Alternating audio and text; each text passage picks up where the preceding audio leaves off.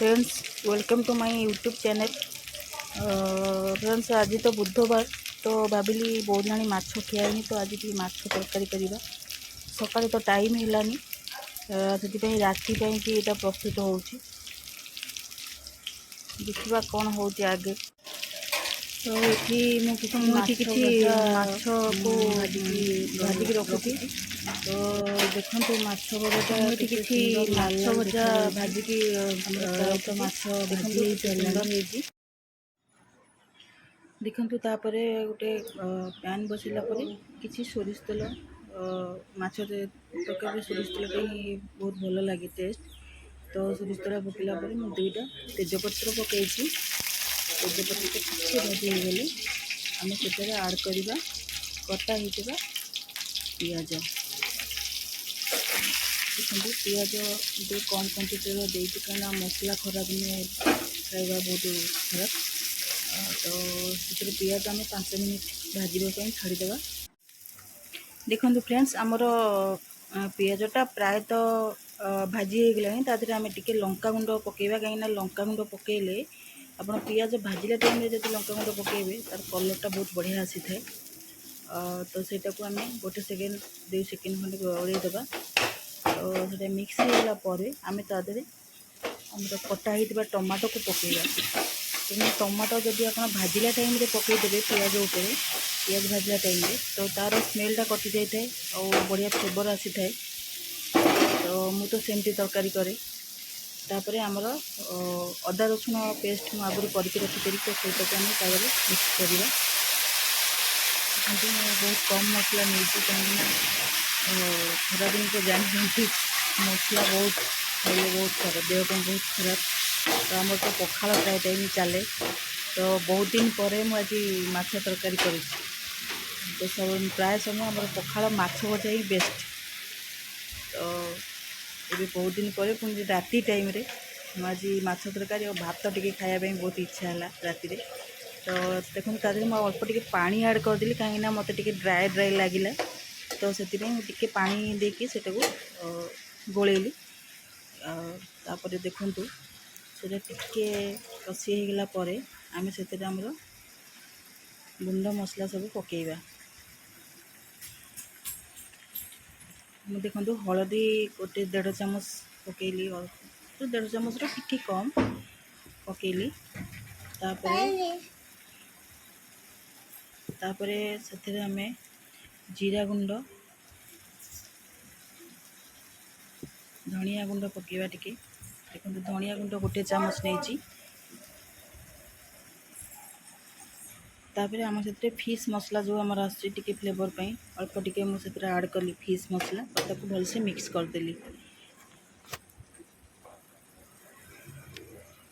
भलसे mix कर सारापर आम भलसे टिके 5 मिनट 3 मिनट कषिदेवा। देखो कलरटा केते सुंदर आसूँ और फ्लेवर भी बहुत बढ़िया आसलानी।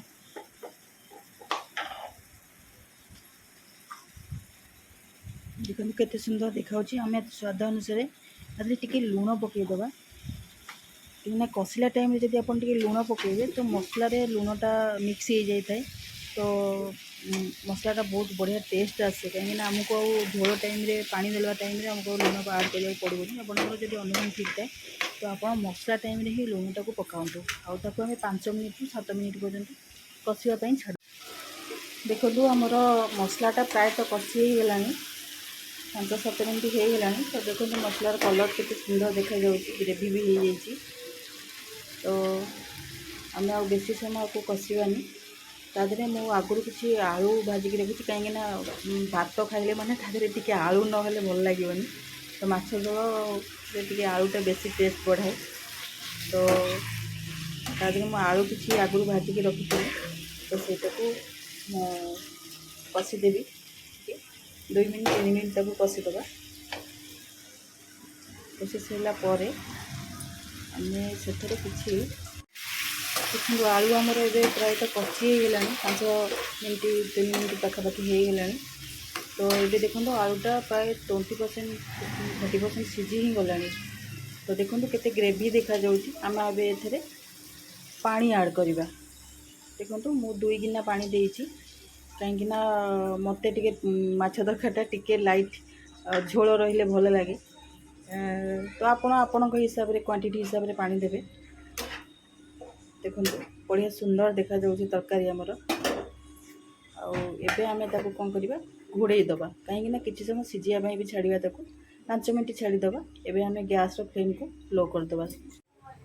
देखो आमर एबे माछ तरकारीटा पूरा आलू सीझी गलानी। तरकारीटा भी बढ़िया सुंदर देखा बढ़िया स्मेल भी आसूची। आम ए माछ आमर भाजी रखी आगुरी माछ ताको सब ऐड करदबा।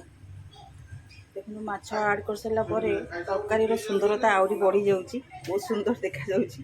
तो एबेठू खायापी इच्छा है किंतु यहाँ राति खिया हम जेहेतु ए सन्ध्या 7टा बाजी तो ये खाई हेनी एवं। देखो ये माछ तरकारी केते सुंदर देखा जाऊँगी। बढ़िया स्मेल भी आसूची। जदि खाइबे सांग मैंने आप आसंतु खाइबे।